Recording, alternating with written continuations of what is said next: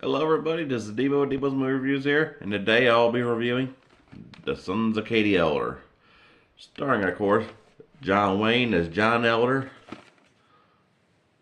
Dean Martin as Tom Elder, Earl Holliman as Matt Elder, with Michael Anderson Jr. as Bud Elder, alongside Martha Hyer as Miss Gordon, along with Jeremy Slate as Deputy Ben, alongside Paul Fix as Sheriff Billy Wilson, featuring, of course, James Gregory as Morgan Hastings, Dennis Hopper as the son, and George Kennedy as Curly. Talk about kind of one of the most iconic westerns of all time, and pretty much in my top three of John Wayne movies, being Katie Elder, Rio Bravo, and True Grit.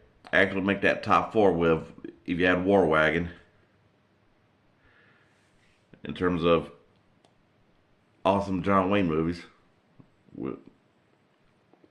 And one of the rare occasions that Wayne played the outlaw. Because Wayne was always usually hardly ever played villain except for like Red Rover and a few of those B movie days, but for all Sons of Elder is pretty much one of more iconic movies. It was the story of brothers reuniting following their mom's passing. Kind of a lot similar to the Four Brothers, which that'd be for no review, but there were a lot of similar elements throughout those movies. Whereas the Elders were all biological, and the Mercers were all adopted. But yeah, enough about that. But I'm going to say epic casting all around, and just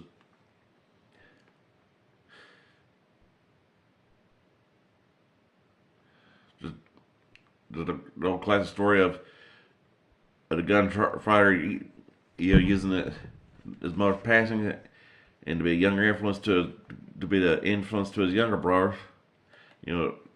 Where him and his other brothers, Tom and Matt, who had issues trying to make sure Bud stayed straight.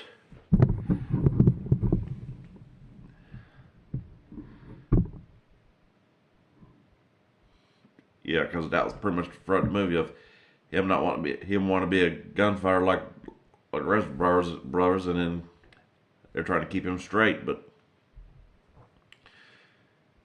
then of course with the long absence and all.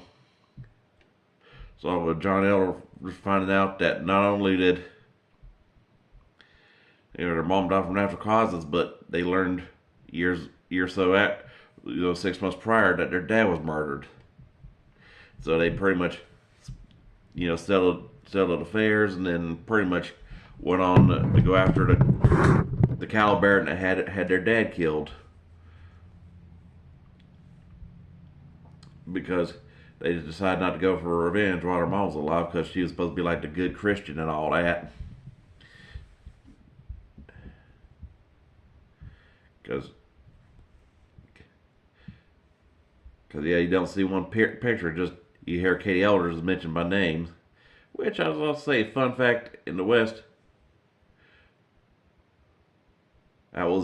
Katie Elder was also the real name of Doc Holliday's girlfriend, Big Nose Kate. Best known, who was featured in other movies about Doc Holliday, this not being one of them. So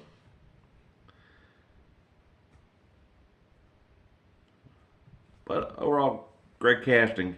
I mean, just with Paul Fix as the sheriff, just made him just a perfect standout from his days as on the Rifleman as Marshal Michael Torrance, and then of course with George Kennedy, was always a standout, and Jeremy Smollett as the deputy, who was real honest about the law, but reluctant to believe that John Elder went straight, is trying to go straight until the very end. And then of course you got Gregory as Hastings, who's not only was like Cal Barron, the owner of the gun store,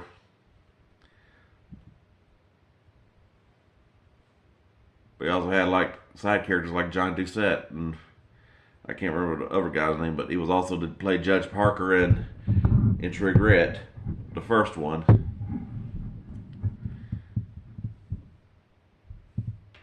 And then,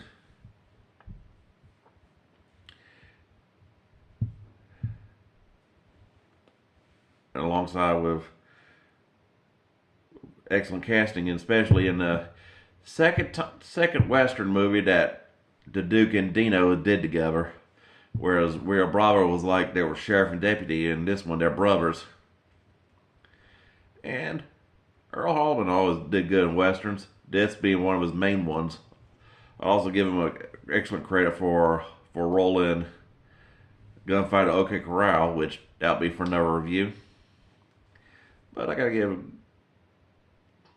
gotta say it was a well written storyline from parts of the brothers trying to settle their affairs, then investigating their dad's murder, then getting framed for the sheriff's murder.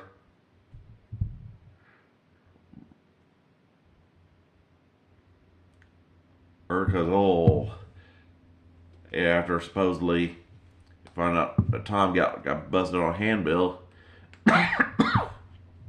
which made everyone, the whole town of Clearwater, Texas, think that the Elders did it, and kind of that frame up, and then had a whole epic shootout in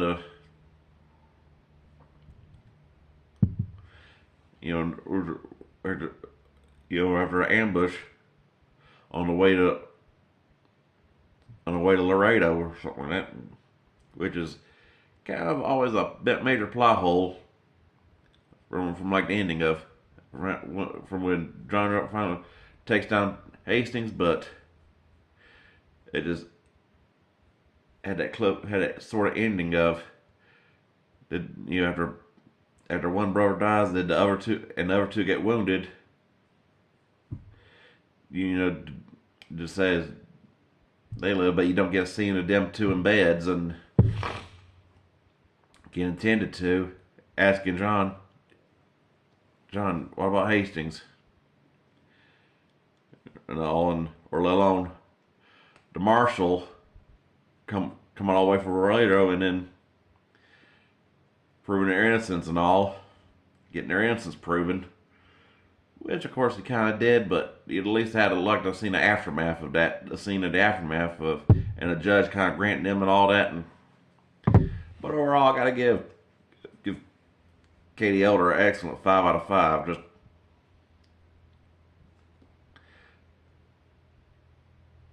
Just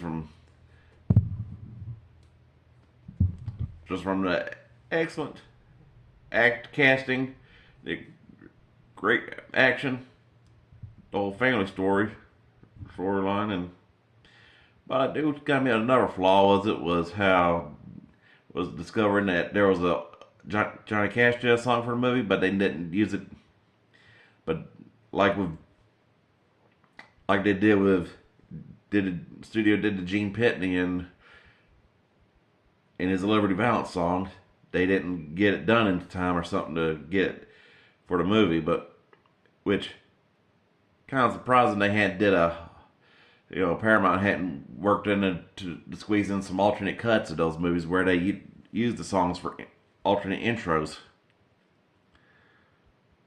I mean, that or take notes, Paramount, if y'all thinking about remaking these classics. And I mean, use the real song, not no damn mumble rap or drill rap remix either. But overall, Sons of Gay Elder, definite 5 out of 5. Hope y'all like, subscribe, and enjoy, and I'll keep dishing them out.